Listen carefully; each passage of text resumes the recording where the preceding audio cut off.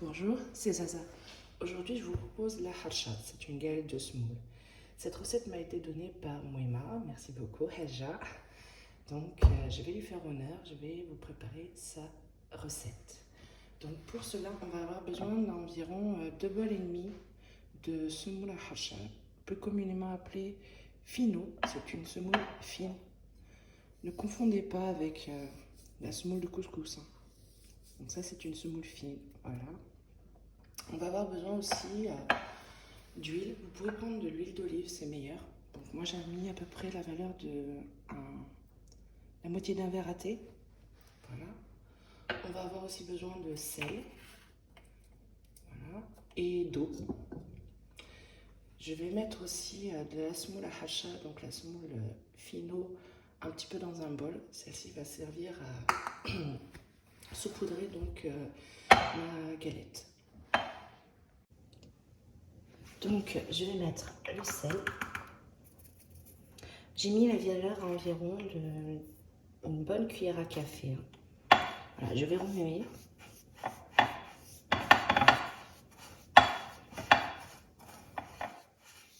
Après, je vais ajouter mon huile.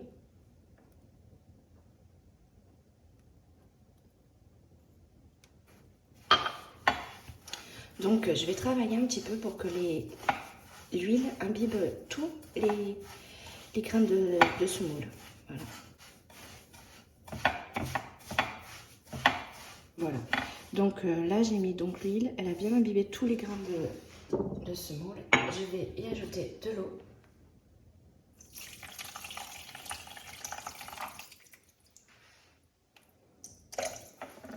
Et maintenant, je vais remuer juste comme ça. De cette manière.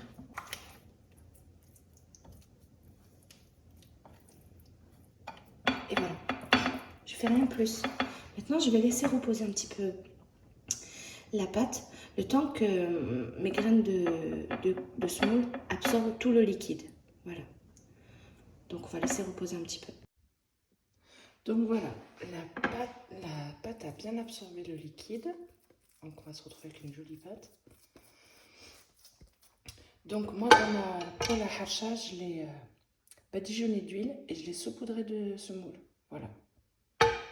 Et là, je vais la mettre dedans, en plat. Et je vais l'étaler.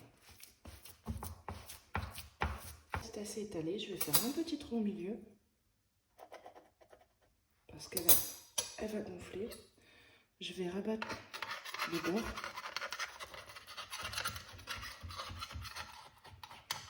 Pour qu'elle ait une jolie forme.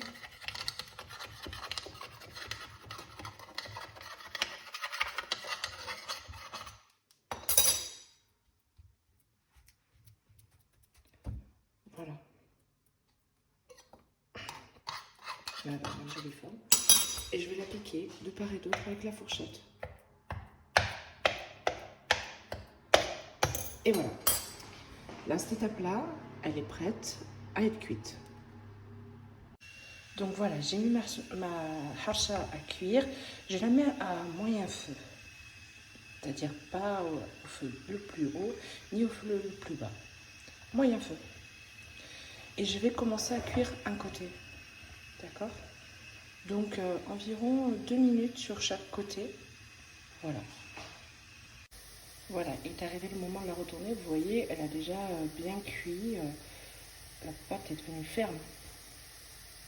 Donc pour ceci, je vais mettre un couvercle par-dessus, plat. Je vais prendre 2 chiffons. Et voilà, je vais retourner.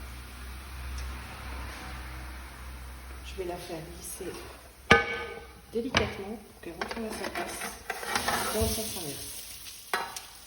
Et là, je vais la refaire cuire de la même façon, mais moins longtemps, parce qu'elle est déjà pré-cuite de l'autre côté. D'accord? Donc là, je la fais cuire de l'autre côté. C'est pareil, chaque côté un petit peu. C'est bon, la harsha est prête. Normalement, on va vérifier ça. De la même manière que la dernière fois. Super, c'est bon. C'est parfait. On va la laisser refroidir. Là, on n'a plus qu'à dresser la table.